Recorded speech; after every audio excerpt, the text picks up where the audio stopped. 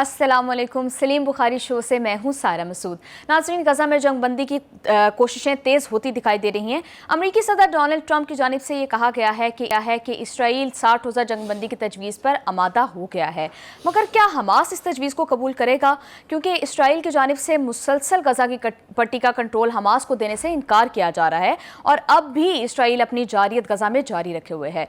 दूसरी तरफ Iran Israel जंग को बंद हुए तकरीबन एक हफ्ता गुजर चुका है, मगर ईरान के जोहरी प्रोग्राम से मुतालिक बहुत से सवालात आज भी जवाब तलब हैं। इन पर आज के प्रोग्राम में हम बात करेंगे। प्रोग्राम के दूसरे हिस्से में हम बात करेंगे इलेक्शन कमीशन ने मखसूस नशिस्तों से मुतालिक नोटिफिकेशन जारी कर दिया है। तकरीबन 76 सीट्स इलेक्शन कमीशन की जानिब से दीगर जमातों को मुंतकिल कर दी गई हैं। इसका मुल्क की सियासी और जमहूरी निज़ाम पर क्या असर होगा, आज के प्रोग्राम में हम इस पर बात करेंगे।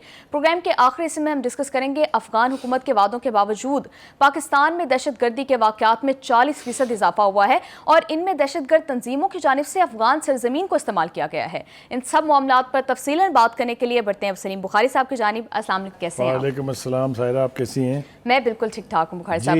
बुखारी साहब, ट्रंप ये कह रहे हैं कि अब जंग बंदी के लिए कोशिशें तेज़ हो गई हैं, इसराइल आमादा हो गया 60 रोज़ा जंग बंदी पर, और वो उम्मीद कर रहे हैं कि हमास भी आमादा हो जाएगा। क्या लगता है कि वाकई ही हमास इस तजवीज़ को कबूल कर लेगा?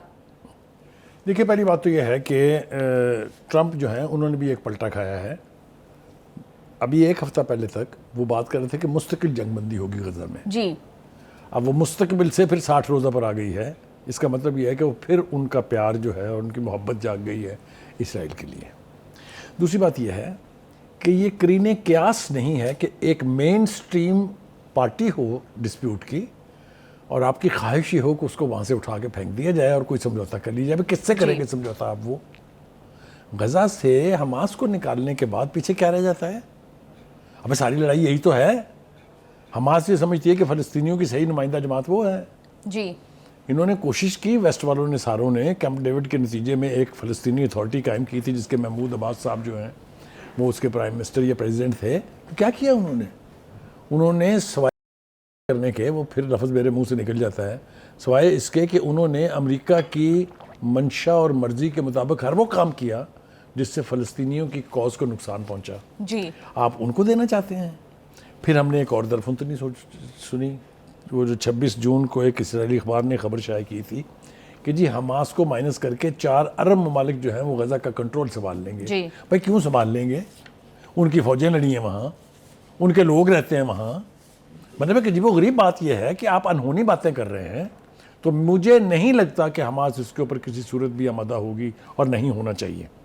तो जो गुफ्तगू ताज़ा हो रही है उसको आप टेम्परेरी या इंटरम रिलीफ के तौर पर तो ले सकते हैं जी। कि आप 60 रोज़ा जंगबंदी करें, फिर उसके बाद उस दौरान ऐसे इकदाम किए जाएं जिससे मुस्तकबिल गज़ा में जंगबंदी की राह निकले। इस हद तक तो ठीक है, लेकिन अगर आप बुनियादी बात ये कहेंगे कि जी हमास को नहीं होना चाहिए उसमें, तो मुझे नहीं लगता कि गज़ा या उस पट्टी में कभी भी कोई अमन होने जा रहा है। एक बात ये है, देखिए हमास ने 2 साल तक एक इतनी बड़ी कुव्वत जिसको इतना गुमान था, जिस तरह हिंदुस्तान के मोदी को बहुत बड़ा गुमान था जो हमने खाक में मिलाया, इसी तरीके से नेतन्याहू का ख्याल ये था कि मैं दिनों में, अगर दिनों में नहीं तो हफ्तों में, अगर हफ्तों में नहीं तो महीनों में ख़त्म कर दूंगा हमास को। हुई ख़त्म। 2 साल की रेजिस्टेंस है। 60,000 पैलेस्टीनियों ने जान दी है अपनी। 2 लाख के करीब लोग जो हैं वो अपाहज होकर, ज़ख्मी होकर बैठे हुए हैं। भूख का हाल ये है कि बिलक बिलक के बच्चे मासूम मर रहे हैं। आप कहते हैं उनको आप माइनस कर देंगे, आप मामे लगते हैं गज़ा के। तो मेरा नहीं ख्याल, अगर मैं हमास को कुछ बेहतर समझता हूँ तो मेरा नहीं ख्याल कि हमास कभी भी इस कंडीशन के ऊपर कोई समझौता करने जा रही है। जी। ठीक हो गया जी। दूसरी बात यह है कि इसराइल के वज़ीर ख़ारजा कहते हैं कि ये इस वक्त बेहतरीन मौका है कि गज़ा के जो कैदी हैं यानी अरबाली जो है जी, उनको रिहा करा लिया जाए, क्योंकि वो कहते हैं कि अगर ये इस दफ़ा भी ना हुए तो फिर ये मामला गैर मुतवक्का तौर पर तख़ीर का शिकार होगा। लिहाजा वो ये कहते हैं कि इससे फ़ायदा उठाना चाहिए।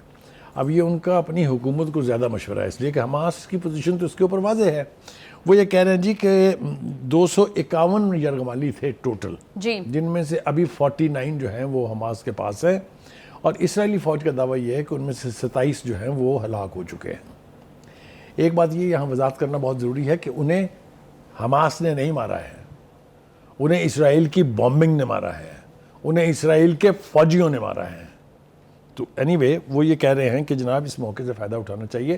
تو یہ کام تو نیتن یاہو کا ہے نا, جی یہ کام پریزیڈنٹ ٹرمپ کا ہے کہ وہ انشور کرے ایسا کہ یہ یرغمالی واپس آئیں. اس کے نتیجے میں وہ سارے فلسطینی رہا ہوں جنہیں 7 اکتوبر کے بعد گرفتار کیا گیا. اسرائیل کی جیلوں میں جو حال فلسطینیوں کا ہو رہا ہے, ذرا اس کی کہانیاں تو سن کے دیکھیں آپ.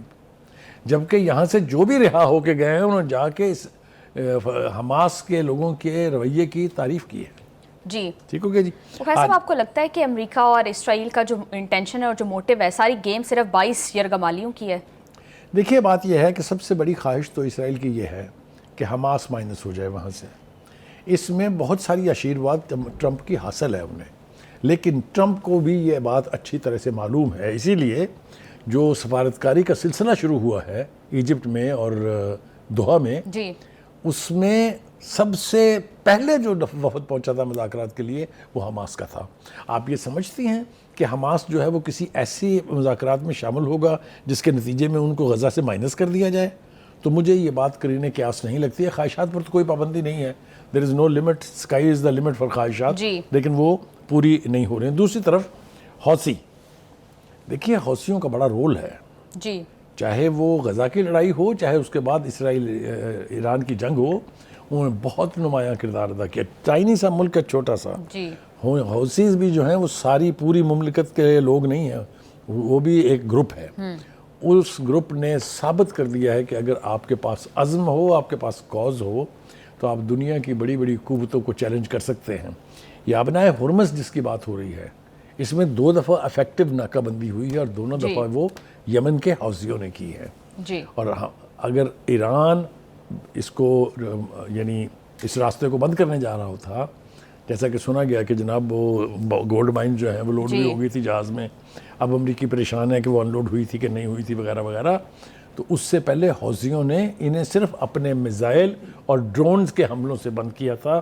اور میں آپ کو حقیقت بتاؤں کہ 2 مرتبہ یہاں سے امریکہ کا ایئر کرافٹ کیریئر اپنی جگہ چھوڑ کے گیا, بھاگا, اور اسرائیل کے لیے امداد کے لیے جانے والے تمام جہاز روکے گئے. 2-3 کو تو حوثی لے بھی گئے اپنے ساتھ. کہنے کا مطلب یہ ہے کہ حوثیز جو ہیں وہ اس ڈسپیوٹ کا کہہ لیجیے, اس جنگ کا کہہ لیجیے, اسینشل حصہ ہیں. اب اسرائیلی جو ہیں وہ ڈرا رہے ہیں ان کو کہ بھائی آپ نے دیکھا ایران میں B-2 بامبرز نے کیا کیا ہے, اب آپ کی باری ہے, وہاں بھی آئیں گے, دورہ کریں گے وہاں کا بھی. او بھائی, ایک تو یہ کہ B-2 بامبر آپ کے پاس نہیں ہیں, دوسری بات یہ ہے کہ امریکہ نے بھی دیکھ لیا ہے کر کے نا استعمال B-2 بامبرز کو. وہ آپ کی اس گھٹیا خواہش اور اس ذلیل ترین خواہش کی تکمیل میں اور سازش کی تکمیل میں دوبارہ B-2 بامبر لے کے نہیں آئیں گے. It's not an easy task. جو ہوا ہے اس کی کاسٹ پوچھے ذرا امریکہ سے کیا پڑی ہے ان کو. اینی ہیونگ سیڈ دیٹ, تو یہ جو ان کو دھمکی دی جا رہی ہے اس کا ان کے اوپر رتی بھرا اثر ہونے والا نہیں ہے, اس لیے کہ حوثیز جو ہیں they are also one stakeholders in the whole dispute. یہ یاد رکھیں. ٹھیک ہے جناب. دوسری بات یہ ہے کہ یہ بتائیے گا کہ اب جس طرح ٹرمپ یہ کہہ رہے تھے کہ قطر اور مصر نے جو ہے وہ حتمی تجویز دینی ہے, تو کیا یہ ایکسپیکٹ کیا جائے کہ کوئی درست فیصلہ کیا جائے گا, کیونکہ ایک مسلم ٹائی بھی ہے ان کے ساتھ؟ تو میرا خیال یہ ہے کہ جو بھی جس کی طرف اشارہ کیا ہے ٹرمپ نے کہ حتمی دستاویز جو ہے اس حوالے سے وہ مصر اور یعنی قطر جو ہے وہ مل کے پیش کریں گے. یقینی طور پہ یہ دونوں ہی ملک جو ہیں, یہ جو سفارتکاری ہے اس کی سہولت کاری کے حوالے سے ان کا بڑا نمایاں رول ہے. جی قطر میں بہت سارے مذاکرات کے راؤنڈز جو ہیں وہ قطر میں ہوئے ہیں, عمان بھی ہے اس میں شامل, لیکن ایجپٹ جو ہے اب اس لیے مین کریکٹر ہے کہ وہ سٹیک ہولڈر بھی ہے. رفح کی پٹی جو ہے وہ ایجپٹ کا بارڈر ہے نا جی, غزہ اور ایجپٹ کا. اینی وے, ہم یہ توقع کرتے ہیں کہ کوئی نہ کوئی ایسا سلوشن نکلے گا جس میں حماس مائنس نہ ہو, جنگ بندی ہو جائے, قیدیوں کا تبادلہ بھی ہو جائے, اور پھر ایک پرماننٹ سیز فائر کی طرف جا کے غزہ کی تعمیر نو کا کام شروع ہو. جی بخاری صاحب, لیکن جتنی ڈائیورشن دیکھی جا رہی ہے حماس اور اسرائیل کے درمیان, حماس اسرائیل کو یہ کہہ رہی ہے کہ وہ جب تک اسرائیلی فوجی یہاں سے نہیں نکلیں گے تب تک جنگ بندی نہیں ہوگی, اور اسرائیل یہ کہہ رہا ہے کہ وہ حماس کے وجود کو ایکسیپٹ نہیں کرتے. تو کیا ایسی صورتحال میں کوئی جنگ بندی آپ کو واقعی ہی پریکٹیکل لگ رہی ہے؟ دیکھیے, پہلی بات تو یہ ہے کہ اسرائیل وہ اسرائیل نہیں ہے جو ایران سے جنگ سے پہلے تھا. جی, جو متھ تھی وہ ٹوٹ چکی. جس طرح سے بلیڈ کیا ہے اسرائیل نے، اب اس کو بھی اپنی تعمیر نو کرنی ہے، کیونکہ بربادی وہاں بھی کم نہیں ہے جی، اور ان کو یہ بھی پتہ لگ گیا ہے کہ وی آر فالبل. صرف کانسیپٹ جو ہے وہ آئرن ڈوم کا وہ نہیں بچائے گا. ثابت کر دیا نا. ایران نے سب سے بڑی اچیومنٹ ایران کی ہے کہ اسرائیل کی وہ جو متھ تھی کہ یہ انڈسپینسیبل ہے، یہ انفالبل ہے، وہ ختم ہو گئی. تو اب اسرائیل بھی سوچ سمجھ کے مذاکرات میں آگے بڑھے گا. یہ اس کے پاس یونیلیٹرل پاور نہیں ہے کہ وہ مذاکرات کرنا چاہتا ہے کہ نہیں کرنا چاہتا ہے. جی. اس کی قوم کے اندر دیکھا نہیں آپ نے کیا حال ہے پچھلے دنوں سے جو مظاہرے ہو رہے ہیں وہاں. ان کی اپوزیشن کو چھوڑیں، جو لوگ یعنی رہا ہو کے آئے ہیں ان کے والی وارثان بھی، جو لوگ ابھی قید میں ہیں ان کے والی وارثان بھی، اور جنرل پبلک وہ اب تک آئی ہوئی ہے نیتن یاہو سے. نیتن یاہو کی اپنی سروائیول کا مسئلہ ہے. نیتن یاہو ورلڈ کو ڈکٹیٹ کرانے کی پوزیشن میں اب بالکل نہیں ہے. دوسری طرف ہم دیکھ رہے ہیں کہ ایران جو ہے وہ قوت اختیار کرتا جا رہا ہے، اور ظاہر ہے جس قوم نے قربانیاں دی ہوں، جس قوم نے جنگ لڑی ہو اور جیتی ہو، اس کے حوصلے مختلف ہوتے ہیں. انہوں نے IAEA کو کہا بائے گڈ بائے. اس کے لیے بھی بڑے گٹس چاہیے، یہ عام حکومتوں کے بس کی بات نہیں ہے. جی، وہ انہوں نے اس لیے کیا ہے کیونکہ IAEA کے معائنہ کاروں نے خاص طور سے جواز مہیا کیا ٹرمپ کو اس جنگ کے آغاز کا. جی، 22 سال تک، 20 سال سے زیادہ وہ ایک لفظ نہیں بولے کبھی کہ ایران نے کوئی وائلیشن کی ہے.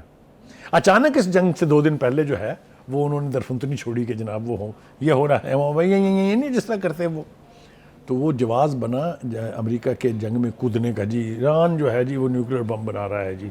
حالانکہ ایران کی جو ریلیجس لیڈرشپ ہے انہوں نے ہمیشہ ڈینائی کیا ہے کہ نہ ایسا کوئی ارادہ ہے، نہ ہم نے ایسا کیا ہے. لیکن ایک بات انہوں نے ہمیشہ ساتھ کہی تھی، پروائزر جس کو کہتے ہیں ہم، کہ اگر آپ نے ہمارا ناطقہ بند کرنے کی کوشش کی تو یہ آپشنز ہم سے دور نہیں ہیں. ٹھیک ہے جی. تو اب IAEA کے جو معائنہ کار ہے ان کو تو انہوں نے کہا جی ادھر تو آپ دیکھیے گا بھی نہیں اب. جی، مگر خاص طور سے جو اس کا سربراہ ہے، کیا نام ہے ان رافیل کا؟ گروسی. جی رافیل گروسی کو تو کہا ہے تم تو پلٹ کے دیکھنا نا اس طرف. جی، اس کے لیے آپ کو سٹرینتھ چاہیے. جی، آپ اتنے بڑے فیصلے جو ہیں، اتنی بڑی اہم قانون سازی جو ہے وہ قوت کے بغیر نہیں کر سکتے ہیں. جی، لیکن جو اس سے بڑا ڈینجرس بات ہے اس کی طرف اشارہ کرنا بہت ضروری ہے. جی ضرور. ایران کی لیڈرشپ یہ کہہ چکی ہے، میں اس لیے ریمائنڈ کرا رہا ہوں کہ this is not the last step. Iran کی لیڈرشپ کہہ چکی ہے یہ کہ اگر ضروری ہوا تو ہم NPT چھوڑ دیں گے. جی، NPT از نان پرولیفریشن ٹریٹی، جی، جس کا سگنیٹری ہے وہ. دکھ بھی اس کو یہی ہے کہ جو سگنیٹری نہیں ہے اس کو آپ نے کچھ نہیں کہا، اور جنہوں نے سگنیٹری ہیں، جنہوں نے معائنہ کاری کی اجازت دی سال سے، ان کے خلاف آپ چڑھ دوڑے ہیں. جی. تو یہ ایک اور بڑی ریپڈ ڈیولپمنٹ ہو رہی ہے کہ انہوں نے اب ان کو کہا ہے کہ جناب thank you very much, we don't want to know you. اب آ جائیں جناب. بخاری صاحب، اگر یہ تعاون معطل جس طرح سے ایران کر رہا ہے اور پھر NPT چھوڑنے کی بھی باتیں ہو رہی ہیں، کیا لگ رہا ہے کہ اب ایران زیادہ اپنا جو ہے نیوکلیر پروگرامز کو پرسو کرنا چاہ رہا ہے؟ نیوکلیر پروگرام کے حوالے سے میرے خیال سے بات کرنا بہت ضروری ہے. دیکھیے جب سے جنگ بند ہوئی ہے اس کے بعد سے ایرانین لیڈرشپ ڈینائل موڈ میں تھی کہ ہمارے نیوکلیر تنصیبات کا کوئی زیادہ نقصان نہیں ہوا. جی. لیکن اچانک کل جو ہے وہ وزیر خارجہ ان کے جو ہے عباس عراقچی ہیں. جی. انہوں نے یہ کہا ہے کہ جی شدید نقصان پہنچا ہے اور ہم جو ہے اس کا تخمینہ لگا رہے ہیں اور اس کو اسیس کر رہے ہیں کہ کتنا نقصان ہوا ہے امریکہ کی بمباری سے. مجھے لگتا ہے کل کے پروگرام میں آپ نے ان کو ایک مشورہ دیا تھا، انہوں نے اس پر عمل کر لیا. ہاں، وہ اس لیے کہ اگر آپ یہ ڈھول بجاتے رہیں گے کہ کچھ نہیں ہوا تو وہ جنہوں نے کرنے کی کوشش کی تھی وہ ایک دفعہ پھر آمادہ ہو جائیں گے نا اس کے اوپر کہ اچھا ایک اور کوشش کر کے دیکھتے ہیں. میرے خیال سے دس is a very intelligent move. یس، کہ ڈیفینیٹلی. بھائی ہمیں ابھی نہیں پتا، بہت نقصان ہوا ہے، ہم اسیس کر رہے ہیں، دیکھیں گے. لیکن جو بیانات پچھلے ہفتے اس سے پہلے تک آتے رہے وہ یہ تھے کہ نہ صرف یہ کہ اتنا نقصان نہیں ہوا جس کا دعویٰ کیا جا رہا ہے امریکہ کی طرف سے، اور دوسری بات یہ ہے کہ ہم اپنا نیوکلیر پروگرام جو ہے اس کو پرسو کرنا نہیں چھوڑیں گے. جی. ٹھیک ہے جی. اور دوسری بات یہ ہے کہ یہ بھی کچھ تجزیہ کاروں کا خیال تھا کہ ایران بم بنانے سے کچھ مہینے پیچھے چلا گیا ہے، بالکل اس کی قوت جو ہے بم بنانے کی وہ ختم نہیں ہوئی ہے. تو اٹس اے متھ. یہ اس وقت ایک سوالیہ نشان ہے. آنے والے دنوں میں میرے خیال سے اس کے اوپر مزید روشنی جو ہے وہ ڈالتے رہیں گے. جی بخاری صاحب، ابھی ہم جنگ بندی کی بات کر رہے تھے غزہ میں. یہ بتائیے گا کہ ٹرمپ کے لیے یہ کتنی امپورٹنٹ ہے، بیکاز ابھی وہ نوبل پیس پرائز کو جو ہے وہ پرسو کر رہے ہیں. تو دیکھیے ہمیں جو اشارے مل رہے ہیں اس سے یہ لگتا ہے کہ وہ اس میں کامیاب ہو جائیں گے. مثال کے طور پہ ان سے آج ایک جرنلسٹ نے پوچھا جی کہ نیتنیاہو اگلے ہفتے آ رہے ہیں یہاں, کیا اس سے پہلے جنگ بندی ہو جائے گی؟ تو انہوں نے جو جواب دیا اس میں جو پوشیدہ تو نہیں, جو اس میں واضح اشارے ہیں وہ یہ ہے کہ جی اس کا امکان ہے, ایسا ہو سکتا ہے. پھر ان سے پوچھا کہ جی قیدیوں کا سویپ ہو جائے گا؟ انہوں نے کہا ہاں اس کا بھی امکان ہے, یہ بھی ہو جائے گا. تو اگر یہ ہو جاتا ہے تو دس از اے اسٹیپ جی towards permanent ceasefire in Gaza. تو میں سمجھتا ہوں کہ ٹرمپ کی اپنی ریپوٹیشن بھی ایٹ سٹیک ہے, بالکل. اور دوسرا یہ کہ وہ پیس میکر کا جو رول لے کے الیکشن جیتے تھے, یوکرین کی جنگ بند کراؤں گا, اور یہ اب وہ دعویٰ کر رہے ہیں کہ میں نے امریکہ کی پاکستان اور بھارت کی جنگ بھی بند کرائی تھی, اور اگر وہ یہ جنگ بھی بند کرا دیتے ہیں تو پیس پرائز سے کتنے نہیں گیا, اس کو یوں کہتے ہیں. جی بخاری صاحب بالکل ٹھیک کہہ رہے ہیں. ہوپ فلی غزہ میں جلد جنگ بندی ہو جائے. پروگرام میں یہاں شامل کرتے ہیں ایک بریک, ہمارے ساتھ رہیے گا.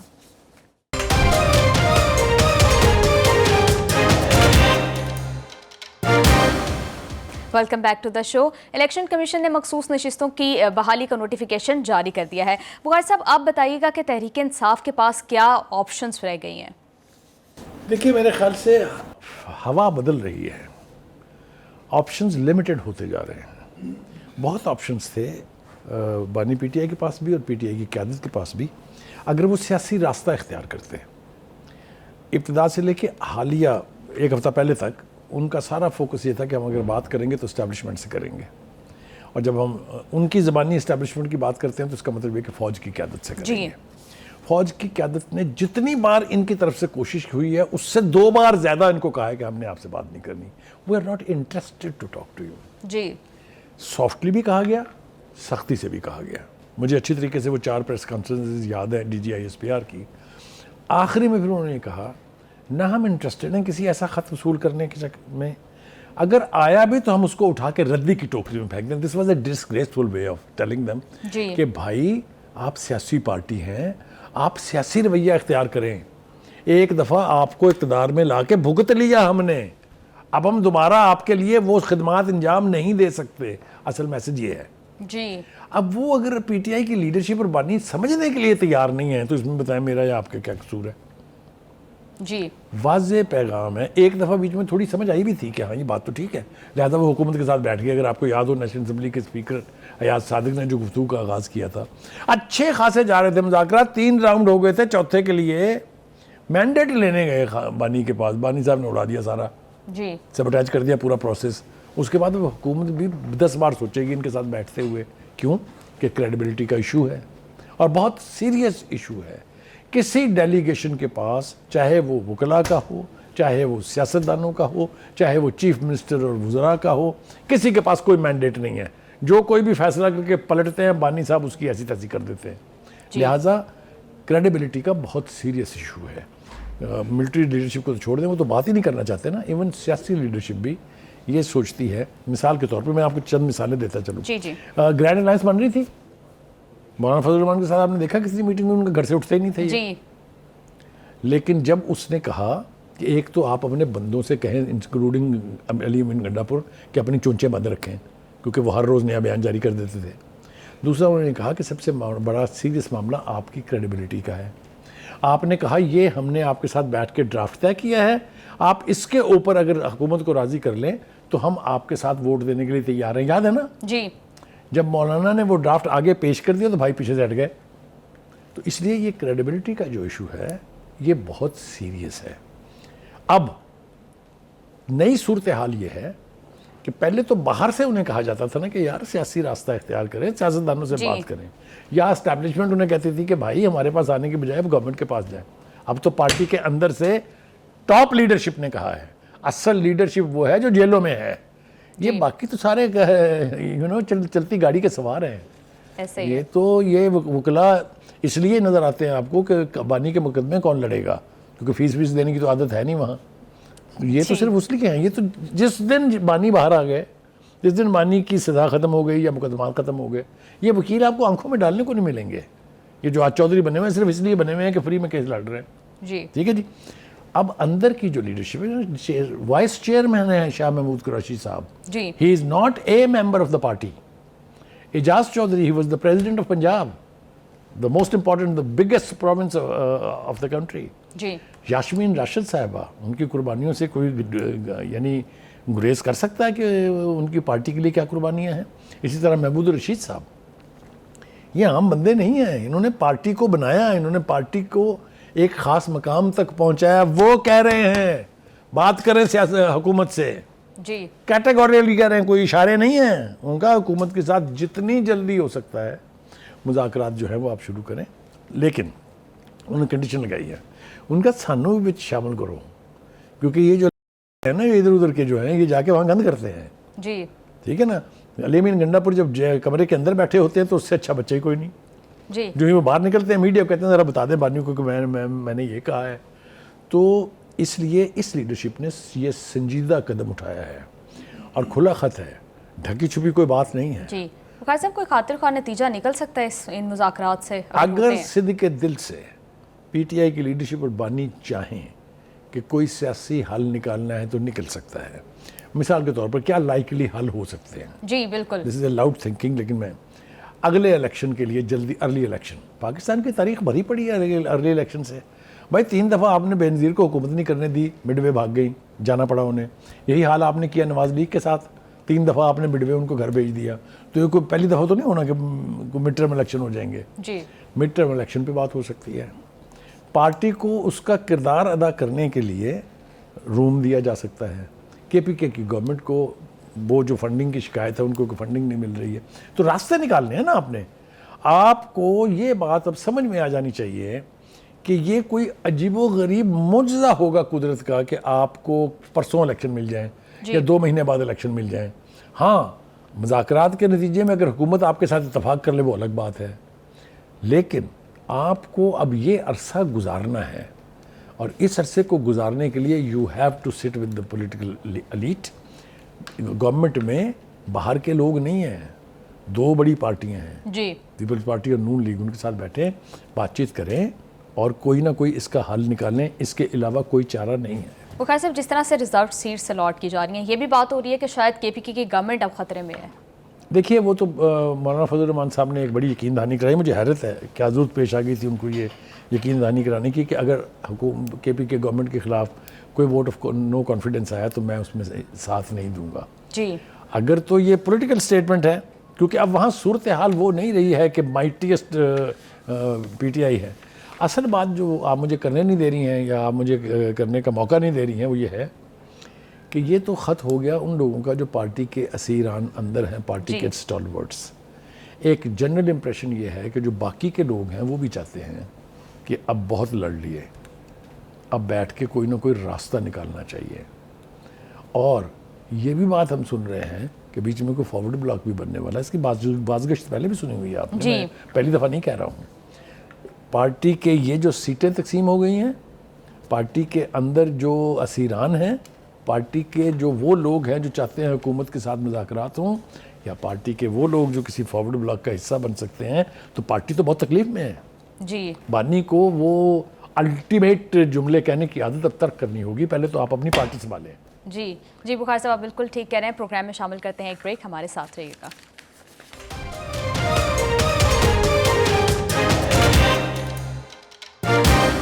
ویلکم بیک ٹو دا شو. بخاری صاحب, آج پاکستان پالیسی انسٹیٹیوٹ میں بلاول بھٹو نے تقریب سے خطاب کرتے ہوئے کیا کہا ہے وہ سنتے ہیں, پھر آپ سے اس پہ کمنٹ لیں گے. From the Kashmir Valley to the olive orchards in Palestine, the world must deliver a just peace. To India, I say, we have a shared stake in ending this cycle of fire. Terrorism has no nationality, no religion, no caste, no creed. Pakistan is ready to forge a historic, phenomenal partnership with India to jointly combat terror. All it requires is for India's leadership to step down from the high horse that is galloping its republic towards the abyss. Pursue peace with Pakistan. Stand shoulder to shoulder with you in this fight, but we will not cut and run. We will invest in a new Marshall Plan for Afghanistan and for Pakistan to ensure that future generations are not lost to the menace of terrorism. We still fight because the alternative is to surrender, and surrender is not a word in the Pakistani.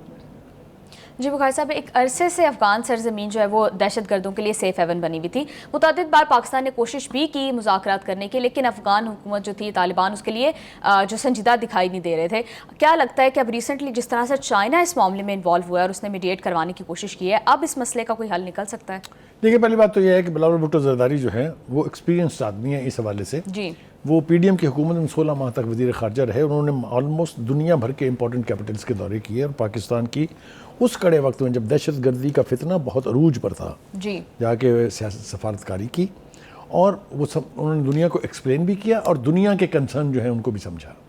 اسی طرح سے اب وہ ایک اہم وفد لے کے باہر گئے تھے پاک بھارت جنگ کے بعد سے، اور وہ جنگ ہی اس بنیاد پر تھی کہ دہشت گردی کا واقعہ ایک ہوا تھا جس پر ہم پر الزام ڈال دیا گیا. جی. تو دہشت گردی کے اوپر میں سمجھتا ہوں کہ بلاول اب ایک اتھارٹی بنتے جا رہے ہیں، اس لیے وہ جو کہیں اس کی امپورٹنس تو اپنی جگہ ہے. وہ 2-3-4 باتیں کہہ رہے ہیں. جی. ایک تو وہ یہ کہہ رہے ہیں کہ جناب اگر تو ہمارے آپشنز کا کوئی پوچھے، ہمیں یہ جد و جہد یا یہ جہاد جو ہے دہشت گردی کے خلاف یہ جاری رکھنا ہے، کیونکہ اس کا دوسرا عمل ہے سرنڈر، اور ہم تو سرنڈر کرنے کے عادی نہیں ہیں. ایک طویل عرصے سے ہم یہ جنگ لڑ رہے ہیں. ہم نے دنیا کی خاطر بھی یہ جنگ لڑی، اپنی خاطر بھی یہ جنگ لڑی، اور بے پناہ قربانیاں دی ہیں. میرے خیال سے اس کا یہاں تذکرہ کرنے بیٹھیں گے تو پورا پروگرام کا وقت جو ہے وہ گزر جائے گا. وہ یہ کہہ رہے ہیں افغان حکومت سے کہ بھائی آپ اپنے وعدوں کا پاس کریں. آپ نے خون سے لکھ کے ایک معاہدہ کیا تھا دوحہ میں امریکہ کے ساتھ بیٹھ کے. ہمیں تو آخر میں آپ نے ہندوستان کے انفلوئنس میں آ کے اس سے علیحدہ کر دیا تھا، لیکن آپ نے عہد کیا تھا کہ آپ افغانستان کی سرزمین کو کسی دہشت گردی کے لیے اور خاص طور پر پاکستان کے خلاف استعمال نہیں ہونے دیں گے. آپ نے اپنے ایک دعوے کا پاس نہیں رکھا. آپ نے وہاں داعش کو اجازت دی، آپ نے وہاں ٹی ٹی پی کو اجازت دی، آپ نے وہاں دیگر تنظیموں کو اجازت دی. نہ صرف اجازت دی بلکہ ان کو اسلحہ مہیا کرایا، ان کی فنڈنگ جو ہے اس کو انشور کیا، چاہے وہ امریکہ سے آ رہی تھی، چاہے وہ اسرائیل سے آ رہی تھی، چاہے وہ CIA سے آ رہی تھی، جس سے بھی آ رہی تھی. آپ نے امریکہ کی نیٹو کا چھوڑا ہوا اسلحہ اس تک انہیں کھلی اجازت دی کہ لوٹ لو جتنا لوٹنا ہے. جی. تو ان کا خیال یہ ہے کہ یہ ساری چیزیں جو ہیں یہ اب خود کابل کے مفاد میں نہیں ہیں، لہٰذا وہ مشورہ یہ دے رہے ہیں کہ آپ، اور انہوں نے بلکہ بڑی تفصیل بتائی ہے کہ 11 سال میں 2024 گزشتہ دہائی کا سب سے مہلک سال رہا. ایک سال میں وہ کہتے ہیں کہ 444 حملوں میں 685 سیکورٹی اہلکار شہید ہوئے. Look at the level of our sacrifices. تو وہ یہ کہہ رہے ہیں کہ یہ ہم جاری رکھیں گے، ہم ہٹنے والے نہیں ہیں، کیونکہ جب تک یہ فتنہ مکمل طور پر ختم نہیں ہوگا ہم سرنڈر کرنے والے نہیں ہیں. تو جو تقاضے انہوں نے کیے ہیں حکومت سے، اپنے کابل گورنمنٹ سے، وہ نہ صرف یہ کہ جائز ہیں بلکہ ان کے اوپر عمل درآمد ہونا چاہیے. جس طرح آپ نے اشارہ کیا کہ جو ملاقات 3 وزرائے خارجہ جو ہمارے تو خیر وہ ڈپٹی پرائم منسٹر بھی ہیں ان کے بیچ چین میں ہوئی، that is a turning point. اس کے بعد جو 2-3-4 چیزیں ہم نے کابل گورنمنٹ کی طرف سے ہوتی دیکھی تو ایک ریلیف سا ملا ہے ہمیں کہ شاید اب حالات بدل جائیں گے. پہلی بات تو یہ کہ انہوں نے ٹی ٹی پی اور داعش کی قیادت کو یہ کہا کہ کسی کو یہ حق حاصل نہیں ہے کہ ہماری سرزمین سے پاکستان کے خلاف جہاد کا اعلان کریں، کیونکہ جہاد کا اعلان صرف امیر کر سکتا ہے، which man the head of the Taliban government in Kabul. ایک دوسرا ہے کہ انہوں نے کہا کہ آپ یہ بارڈر جو ہے پاکستان اور کابل کا اس سے پیچھے ہٹ جائیں. اور ہماری اطلاعات یہ ہیں کہ ان کی بہت ساری گاڑیاں، ان کے بہت ساری بکتر بند گاڑیاں، اس کے اوپر قبضہ بھی کیا انہوں نے اور وہاں سے ان کو پش کر کے پیچھے لے گئے. Now these are healthy signs. جی. دوسری بات یہ ہے کہ وہ جو ہماری خواہش ہے یہ کہ یہ افغان مہاجرین گھر واپس جائیں، دستاویز لے کے پھر واپس آ جائیں، یہاں پر ہی کاروبار کریں، یہاں پر سب کچھ کریں، لیکن یہ نہیں کہ آپ کا نہ کوئی عطا پتہ ہو بالکل اور نہ آپ کا کوئی والی وارث ہو اور آپ یہاں سب کچھ کرتے رہیں. کیونکہ جو بہت سارے دہشت گردی کے واقعات ہوئے ان میں افغان نیشنل ملوث نکلے. جی بخاری صاحب، ایک اور بڑی امپورٹنٹ بات بلاول بھٹو نے کی، انہوں نے بھارت کو دعوت دی ہے کہ دہشت گردی کے خلاف ہمارے ساتھ شراکت داری کریں. یہ بہت پہلے کی بات ہے، انہوں نے ریپیٹ کی ہے. جی. انہوں نے اس پورا جو وفد لے کے گئے تھے اس دورے کے دوران اہم ترین بات یہی تھی کہ جس دہشت گردی کا شور آپ نے اب مچانا شروع کیا ہے اس سے نپٹنے کے لیے ہم آپ کے ساتھ تعاون کرنے کے لیے تیار ہیں. یہی نہیں بلکہ انہوں نے تو یہ کہا کہ ISI اور را مل کے ایک ایسی کوئی یونٹ بنا دیتے ہیں جس سے دہشت گردی کے فتنے کو ایڈریس کیا جا سکتا ہے. تو انہوں نے تو بڑی اوپن آفر دی تھی، لیکن ہندوستان جو ہے نا آپ کو پتہ ہی ہے کیونکہ ان کا تو سارا دار و مدار ہی اس قسم کی تخریب کاری کے اوپر ہے. چاہے وہ اجیت دوول ہوں, چاہے وہ راجناتھ ہوں, وہ سب مل کے صرف پاکستان کو بلیڈ کرانے کی کوششیں کرتے رہتے ہیں اور پاکستان کے ہر دشمن کو اپنا سب کچھ دینے کے لیے تیار ہیں. یو نو وٹ آئی مین, میں اس کی تفصیل میں جاننا نہیں چاہتا ہوں. جی بخاری صاحب, اس دفعہ کیا لگتا ہے بھارت اس کا کوئی مثبت جواب دے گا؟ دیکھیے, بھارت نے آج تک پاکستان کی کسی تجویز کا مثبت جواب نہیں دیا ہے. جو کانگریس کی حکومت ہوتی تھی اس کے بیچ پھر کہیں نہ کہیں کوئی نہ کوئی فورمز کھل جاتے تھے. This was during the Kabul government کہ یہ جو واگا کے ذریعے جو تجارت شروع ہوئی تھی, یہ بھی تو کانگریس تو ڈوسائل ہے اس حوالے سے, بی جے پی اور آر ایس ایس. یہ جب تک دو حکمران ہیں بھارت میں, پاکستان اور انڈیا کے بیچ میں امن کی توقع رکھنا جو ہے یہ عبث ہے. میرا نہیں خیال کہ اس کے امکانات ہیں بہت جلدی. لیکن ابھی جو جنگ میں جو سبق سیکھے ہیں بھارت نے اور جو لاس آف فیس ہوا ہے ان کا, آپ نے دیکھا مودی کا کیا حال ہے, نہ وہ پبلک میں جا پا رہے ہیں, نہ وہ پارلیمنٹ میں جا پا رہے ہیں, نہ اپنے منسٹروں کا جواب دے پا رہے ہیں. انٹرنیشنلی تو جو بھارت کے ساتھ ہوئی ہے وہ آپ سوچ نہیں سکتے. ہمارے پاس وقت نہیں ہے ورنہ ہم آپ کو بتاتے ہیں کہ یونائٹڈ نیشن کے جتنے اہم فورمز ہیں ان کے اوپر پاکستان الیکٹ ہوا ہے. سو مچ سو سیکورٹی کونسل کی صدارت اب پاکستان کے پاس ہے. جی بخاری صاحب, آپ بالکل ٹھیک کہہ رہے ہیں. بلاول بھٹو نے ایک مثبت تجویز دیا, ہوپ فلی بھارت کی جانب سے بھی کوئی پازیٹیو اس پہ رسپانس آئے. پروگرام کا ٹائم ہو گیا ختم, ہمیں دیجیے اجازت, آپ سے ملاقات ہوگی انشاءاللہ کل. اللہ حافظ.